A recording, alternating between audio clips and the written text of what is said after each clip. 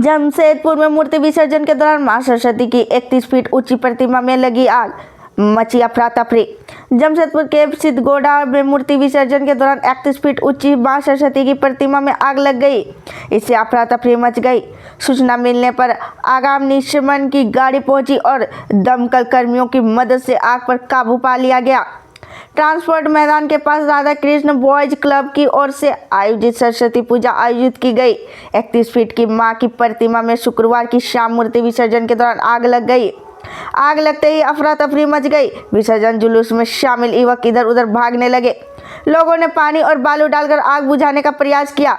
सूचना मिलने पर झारखंड अग्निशमन की एक दमकल गाड़ी पहुंची। दमकल कर्मियों के प्रयास से आग पर काबू पा लिया गया। शादी समारोह में गया था परिवार, 1.25 घंटे में 15 लाख के गहने ले गए चोर। गोलमुरी थाना अंतर्गत टुईला टुंगरी बी ब्लॉक निवासी मधुसूदन जोशी के घर का ताला तोड़कर 15 लाख के गहने समेत 30,000 रुपए नगद की चोरी हो गई। घटना गुरुवार रात 9:30 से 10:40 बजे के बीच की है।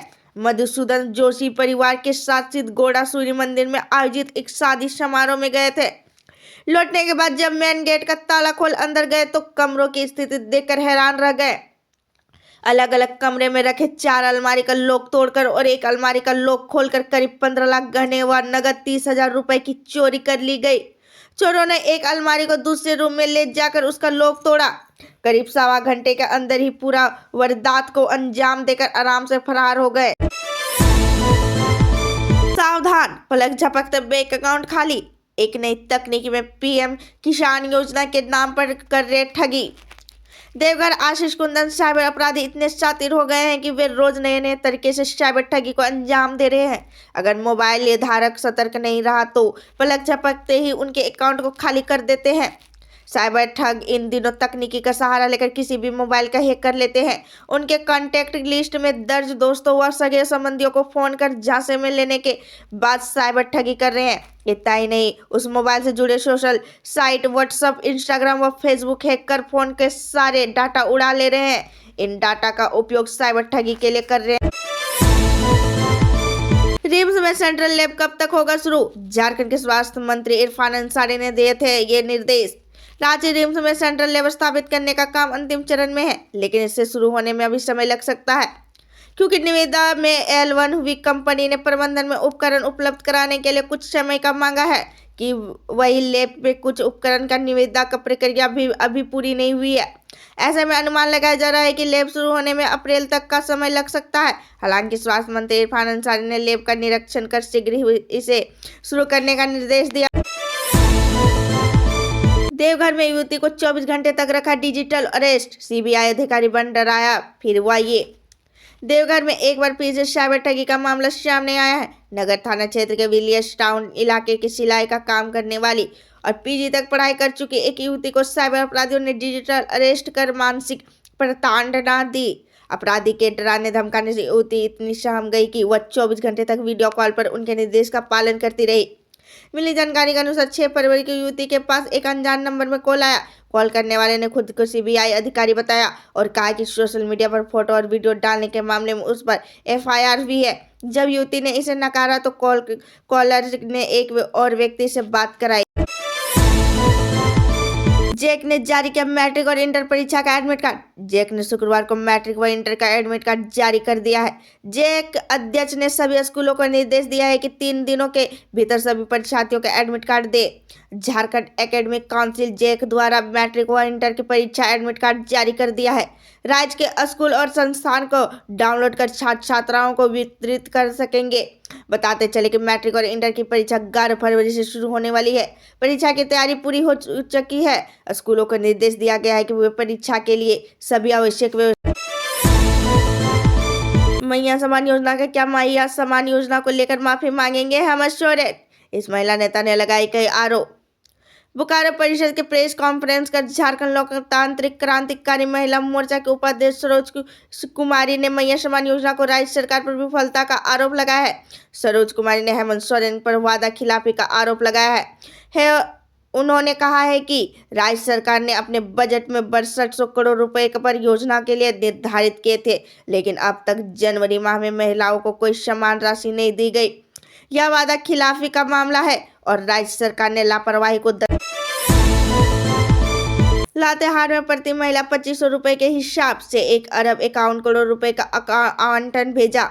एक साथ मिलेगी 2 माह की राशि। राज्य सरकार ने महत्वाकांक्षी योजना मुख्यमंत्री मैया समान योजना में लगातार गड़बड़ी की सूचना के बाद जिला प्रशासन ने इसकी जांच शुरू कर दी है। जांच करने की जिम्मा पंचायत स्तर में पंचायत सचिव को दिया गया है, जबकि शहरी क्षेत्र में राजस्व कर्मचारी को दिया गया है। सभी को 1 सप्ताह के भीतर जांच रिपोर्ट सौंपने का निर्देश दिया है। जांच रिपोर्ट जमा होते ही सभी महिलाओं को खाते में 2500 रुपए राशि जल्दी भेज दी जाएगी। प्राप्त जानकारी के अनुसार राज्य सरकार के द्वारा लातेहार जिले में मार्च महीने तक 14,02,511 लाभुकों के प्रति महिला 2500 रुपए के हिसाब से 1 अरब 51 करोड़ रुपए का आवंटन भी भेज दिया गया है, लेकिन जांच पूरी नहीं होने के कारण लाभुकों को खाते में राशि नहीं भेजी। 8 फरवरी 2025 को कितने में मिलेगा 14 किलो की एलपीजी सिलेंडर? यह देखे रेट।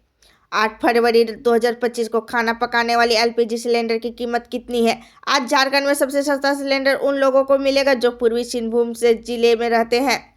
जमशेदपुर में 14 किलो की सिलेंडर की कीमत 842.50 रुपए। चाईबासा में रहते हैं तो आपको यही एलपीजी सिलेंडर 852 रुपए में मिलेगा। सरायकेला खसरावा जिले में 14 किलो का सिलेंडर 843 रुपए में मिलेगा। तेनुघाट डैम घूमने आई युवती के साथ गैंगरेप, एक गिरफ्तार। दोस्त के साथ तेनुघाट डैम घूमने आई हजारीबाग जिला की एक 22 वर्षीय युवती के साथ गैंगरेप का मामला प्रकाश में आया है। तेनुघाट ओपी में तीनों लोगों के खिलाफ प्राथमिकी दर्ज कराई है। इसके बाद पुलिस ने मुख्य आरोपी झिरकी निवासी 42 वर्षीय इरमान अंसारी ने उसके घर से गिरफ्तार कर लिया है। घटना 5 फरवरी को बताई जा रही है। युवती ने आवेदन में बताया कि वह अपने दोस्त के साथ तेनुघाट डैम घूमने आई थी। अचानक एक व्यक्ति आया और धमकाने लगा कि तुम लोग गलत काम करने आइए, पुलिस को फोन किए हैं, पुलिस आ रही है, 5,000 रुपए दो, छोड़ देंगे। मेरे दोस्त पैसा लाने के लिए एटीएम गया तो चाकू दिखाकर लाल रंग के बाइक पर मुझे बैठाकर झिरकी की जंगल ले गया। वह बारी बारी तीनों लोगों ने रेप किया। चिल्लाने पर चाकू से मार देने की धमकी दी जाती थी। इसके बाद पुलिस मौके पर पहुंची। झारखंड में प्राइवेट स्कूलों के मनमानी पर लगेगा अंकुश। क्षेत्रीय भाषा प्राइमरी तक होगी पढ़ाई, बोले शिक्षा मंत्री रामदास सोरेन। जमशेदपुर जिला में के 18 सरकारी स्कूलों में शिक्षा विभाग ने 400 बेंच डेस्क आवंटित किया है। शिक्षा मंत्री रामदास सोरेन ने शुक्रवार को मौलिया आदर्श मावी के 30 और बागुडिया उवी को 40 बेंच डेस्क दिए। मंत्री ने कहा कि बाकी स्कूलों में बेंच डेस्क का वितरण प्रतिनिधि करेंगे। उन्होंने कहा कि अब किसी स्कूल में बच्चे के जमीन पर बैठकर पढ़ाई नहीं करेंगे। सरकार सरकारी शिक्षा के बुनियादी ढांचे को मजबूत कर रही है। राज्य के सभी विद्यालय में बेंच डेस्क दिया जा रहा है। विद्यालयों को आवश्यकता के अनुसार सब कुछ मिलेगा। विद्यार्थी पढ़ाई पर ध्यान दे, सरकार मदद के लिए तैयार है। उत्तर भारत में बर्फबारी और बारिश में बदला झारखंड का मिजाज। आज से 3 डिग्री तक गिरेगा पारा। राज्य उत्तर भारत में लगातार बर्फबारी और वर्षा के कारण झारखंड में ठंडी हवा का प्रवेश से यहां का मौसम बदल गया है। सुबह में ठंडी हवा चलने से ठंड लग रही है, वही धूप तेज होने गर्मी लग रही है। रात में फिर से तापमान में गिरावट आ रही है। मौसम विभाग ने कहा है कि 8 फरवरी से अधिकतम और न्यूनतम तापमान में 2 से 3 डिग्री सेल्सियस तक की कमी आ सकती है। इससे 3 दिन बाद फिर से अधिकतम व न्यूनतम तापमान के 3 से 4 डिग्री सेल्सियस में वृद्धि हो सकती है। झारखंड विधानसभा चुनाव के वोटर लिस्ट के होगा निकाय चुनाव।